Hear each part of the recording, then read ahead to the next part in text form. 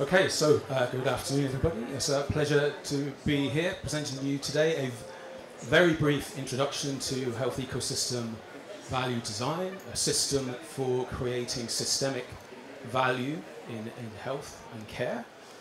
So I guess we're here, I suspect the word we'll hear most uttered today is outcomes, whether health, disease, setting or patient related.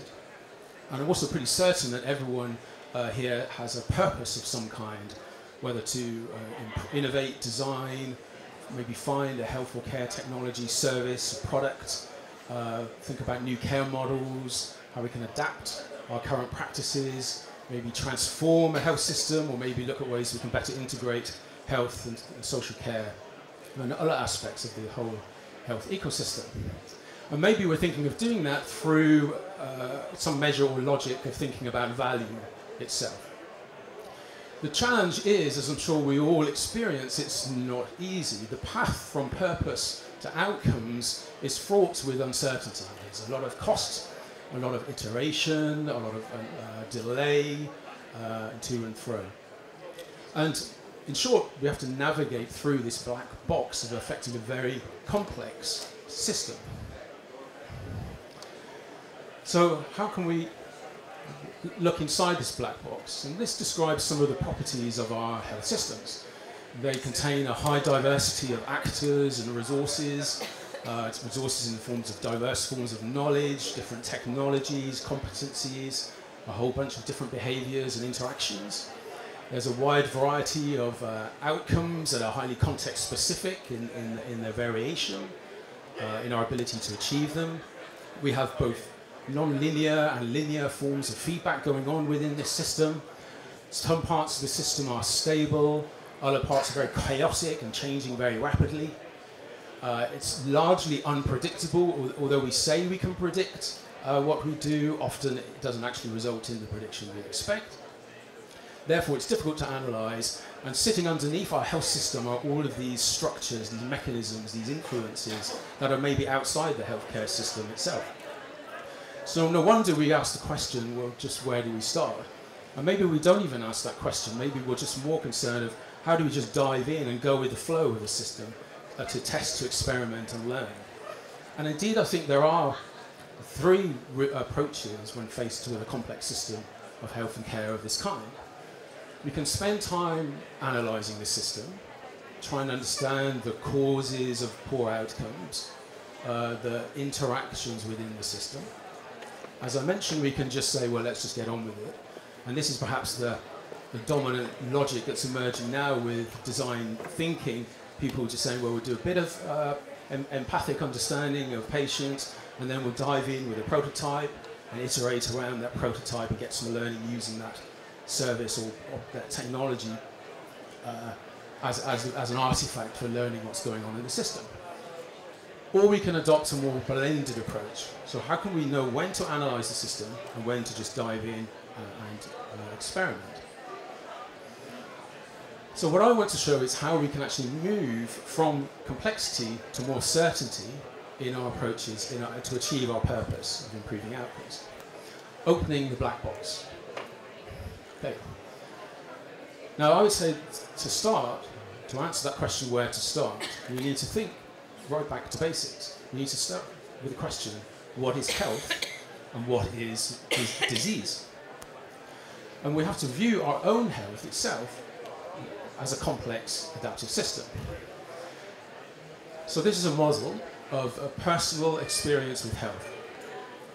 Now what we say is that our experience with health, whether patients or when we're healthy, doesn't really matter, is personally sensed, and it's sensed from the ongoing interaction of these four factors: the psychological, this doesn't work, social, behavioural and somatic. Somatic means the interactions, the mechanisms going on within the body. Social are interactions with our environment, with others, with our family, with our peers at work and so on, or with the natural environment. Behavioural in terms of the activities we undertake, our mobility, our exercise, etc., our movement, our decisions, our lifestyle choices. And then the psychological, concerning mind, our mood, our dispositions, our affectations. Now, our experience is also influenced, defined, as something that we sense in relation to our personal meanings, the things that, and also the things that we value, what we like to do in life, the work that we like to choose to do, the relationships we like to have, the social activities we undertake, the freedoms we enjoy, etc. All of those things influence, have a bearing on how we sense our personal experience with health. So this whole dynamic is a way of thinking of our health as a complex, personal, adaptive system. And in the middle is this cognitive sort of ball that rotates around. It's dynamic, it moves in accordance to our changing personal experience with health, influenced by these four factors. We experience then a sense of dis-ease, unease, when our cognition of our personal experience with health moves towards one of these attractors of disease. Okay? And that means the goal of a health system is to improve, recover, or stabilize people's personal experience with health, in effect back to the center, in balance to these four attractors, these dynamic ongoing influences. The problem is that most of our health systems are fragmented around parts of our personal experience with health. So our physical health systems, our clinical systems of care focus on the somatic, on the physical, on the bodily aspect of our personal experience with health. Our mental health systems focus on the psychological aspects of the elements, the attractors of disease around our health. Our social care systems focus on our social context and relationships. And our public health focuses on changing our behaviour to make us more healthy. So our systems, in effect, are fragmented around our individual personal experience with health. So how can we overcome that? We need to better understand our real-world lived experiences of our health. And that means understanding the dynamic relations of these factors and how they influence one another to create a dynamic, ongoing, changing personal experience with health. And it means that we need to understand the capabilities of people to recover, improve, stabilize their own personal experiences with health. Now, people have different capacities for doing that. Some people are very vulnerable. They don't have the knowledge, they don't have the understanding, the resources, the means to recover their personal experience with health. Whereas others do. They are capable, they have that ability. So at the center of this model are capabilities. And I say that the purpose of any health system, an integrated health system, is to better understand these capabilities of improving, recovering personal experiences with health. The capabilities are combinations of resources, whether knowledge or technology-based resources, meanings for certain activities. So this dynamic at the center of the model is something we need to help us better understand the heart or the root, the drivers of the mechanisms of personal experiences with health within our healthcare systems. So our health service practices are in effect sitting on top of these individual personal experiences with health. And they too are formed of the same elements, resources, technologies, knowledge for certain activities such as treat, administer, monitor, sustain, prevent and screen people's health. And practitioners in health have different meanings and different values, and we need to integrate those and understand those. And again, so this sits on top of the personal experience with health. So these are the means to recover people's experiences with health. The problem is, in our health system, we've got hundreds of different practices, a huge diversity of different patients, and effectively you've got this hugely complex picture. Now this is designed to hypnotize you, so you give me a good rating for this talk. If you look at it long enough, it changes into something else. But the point is we need to find a frame within this complex system around a defined space of personal experiences with health in order to recover or improve. And it just turns out that ecologists, and when looking at ecosystems, do exactly this. Here's some ecologists at work in the Great Barrier Reef. And they literally frame off part of the reef, but you're here using wire mesh. to understand the interactions of species, the capabilities and resources within that particular frame in the ecosystem. And the point here is we can do exactly the same with our health and care ecosystems. So ecologists focus on the primary producer species, they call it. In the barrier reef, it's the algae that's currently diminished in its health. So they think about how can we recover the health, stabilize, improve the health of the primary producer. So we can frame a health ecosystem around a type of person with a particular experience with health. So here's two examples, one for persons living with chronic pain and another for obese persons living with type 2 diabetes. So these are two studies that we've done. And then the purpose is to, in this case, improve the personal experience of health for persons when living with chronic pain and lose and maintain weight for obese persons living with type 2 diabetes. Now the great thing ecologists also do is they define a hierarchy of interactions within their ecosystem, so of species interactions. And again, we can do exactly the same within a health and care system. So beginning at level 1, these are the body with mind interactions of beneficiary actors, the pathological, neurobiological, physiological interactions, mechanisms and processes within the body, between the body and the mind. Moving up, we have the personal resource interactions of patients when interacting on their own. Then when interacting with family, peers and friends and other actors. Then when interacting with specialist health skilled professionals. And going up through groups of healthcare providers, such as in this case, this example, a chronic pain unit. So the point is this provides a structure with which we can look into a health and care ecosystem and begin to see those practices and understand or identify those capabilities to what we can improve to create value.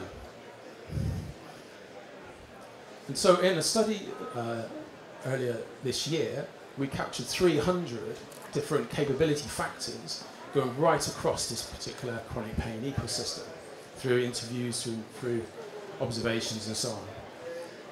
And here's two examples of those factors.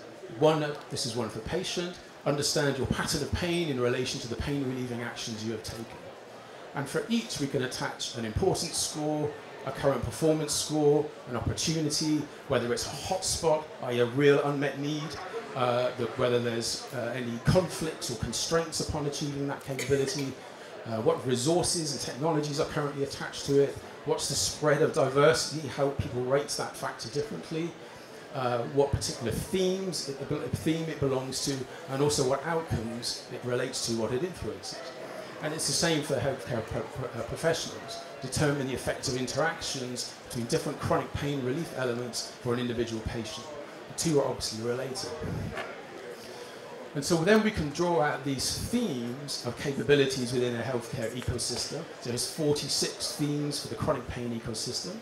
And we can then measure them in terms of how significant each theme is in terms of problem or the gap between importance and performance, what people would like to achieve. So the bigger the bubble, patient progress, patient plan, relief, adjustment, it's hard to read, but they are bigger themes of opportunity within our health and care ecosystem.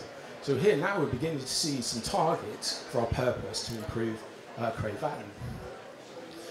And right across then we can do things, we can assess individual patient capabilities according to their importance, performance, healthcare practitioner capabilities, we can compare them by country, we can look at individual practices and see which are the key areas of unmet need, of problems there, and also measure and assess by theme.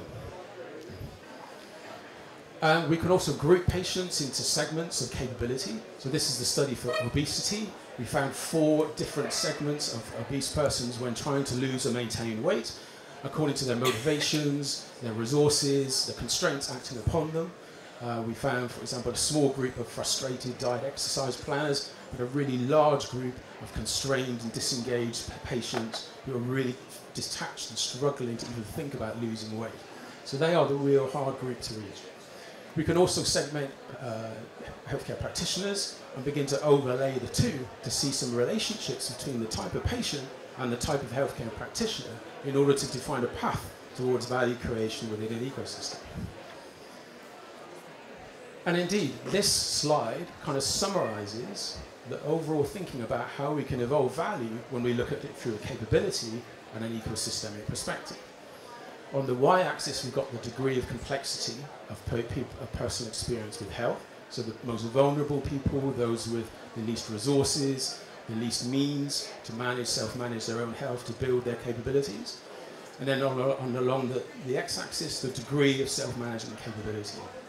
And 4 kind of segments. And the goal is to move people as far as possible from 1 to 4. And if, in effect, perhaps our health systems are better defined and our resources better allocated, if we create a taxonomy in our health systems around capability segments rather than disease segments, disease classifications, because this cuts across all individual diseases. And in any case, most people have multi-morbidities, most people with chronic disease have another chronic disease. So to fragment into individual silos of chronic disease doesn't make sense. This is an alternative view. So to conclude, I'd say that the reality of health is an open, personal, dynamic, emergent, adaptive, sense-making, contextual system. Okay? And because of the reality of our individual health fits that, it requires a similar view of design and innovation, and especially value.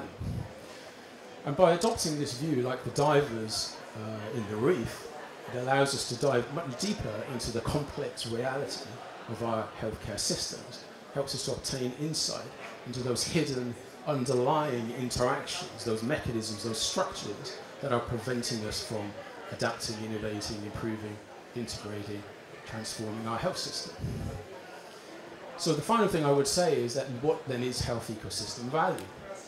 This is a world apart from thinking about outcomes and efficiency and standards and minimum variation. This is about thinking about a health system as building more knowledge for people, creating their capabilities, co-creating their capabilities, improving the experiences with outcomes for patients, for people, and all the actors in the health and care ecosystem, and doing so contextually, sustainably, and systemically. So at Umio, we help you to sense, explore, model, create, act, think ecosystemically. And on the website, you can download a copy of our framework, Health Ecosystem Value Design. And there's a new version coming out in a book form very soon. So thank you.